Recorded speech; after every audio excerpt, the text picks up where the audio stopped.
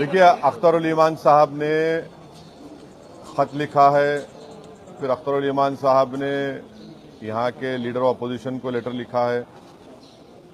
Media के ज़रिए हमने इस बात को कहा है कि एमआईएम पार्टी अलायंस के लिए तैयार है।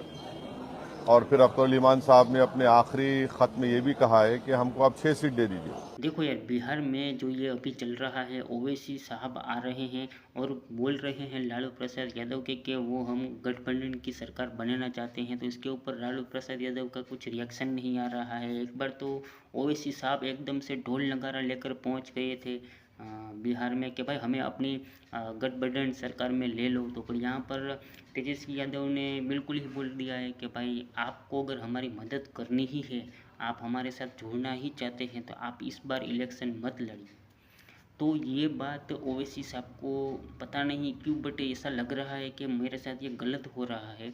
तो ओवैसी साहब ने ठान लिया है कि वो अकेले ही ये चुनाव प्रचार करेंगे और चुनाव लड़ेंगे। और कोई बात नहीं, अगर गठबंधन की सरकार नहीं बनती, यानी कि ओवैसी साहब यहाँ पे बीजेपी को रोकने की कोशिश कर रहे थे।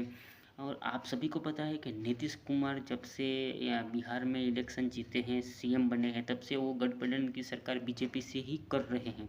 तो यहाँ पर ओवैसी साहब का ये कहना था कि हमें अगर बीजेपी को रोकना है तो ये करना पड़ेगा और मैं आपके साथ हूँ। और ऐसा मैं 100% कहता हूँ कि बिहार में जिस तरह से दलितों का और मुसलमानों का, जितने मुसलमान रहते हैं बिहार में, बहुत सारे रहते हैं लगभग शायद, तो वहाँ पे उनको उनका सपोर्ट मिलेगा ओवैसी साहब को। यहाँ पे ये तो पक्का था।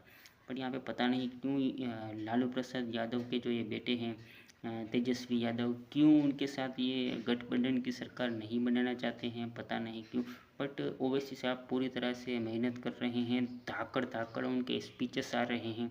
मैं आप लोगों को छोटा सा बाइट सुनाने वाला हूँ, पहले आप लोग ये देखिए। देखिए, अख्तर ईमान साहब ने ख़त लिखा है, फिर अख्तर ईमान साहब ने यहाँ के लीडर ऑफ अपोजिशन को लेटर लिखा है। मीडिया के ज़रिए हमने इस बात को कहा है कि एमआईएम पार्टी अलायंस के लिए तैयार है। और फिर अख्तर ईमान साहब ने अपने आखिरी ख़त में ये भी कहा है कि हमको आप 6 सीट दे दीजिए। अब ये उनको फैसला करना है, ये नहीं करेंगे तो बिहार की जनता ये देख लेगी कि कौन बीजेपी को कामयाब कराना चाहता है या कौन बीजेपी को रोकना चाहता है। तो अब ये फैसला बिहार की आवाम पर है। हम तो अपनी जिम्मेदारी को निभा चुके हैं। कल कोई या हमसे ना कहे कि आपने बातचीत नहीं की, आपने फुला नहीं किया। तो हमने तो अपनी तरफ से पूरी कोशिश की और जनता के सामने, आवाम के सामने हमने इस बात को रख दिया।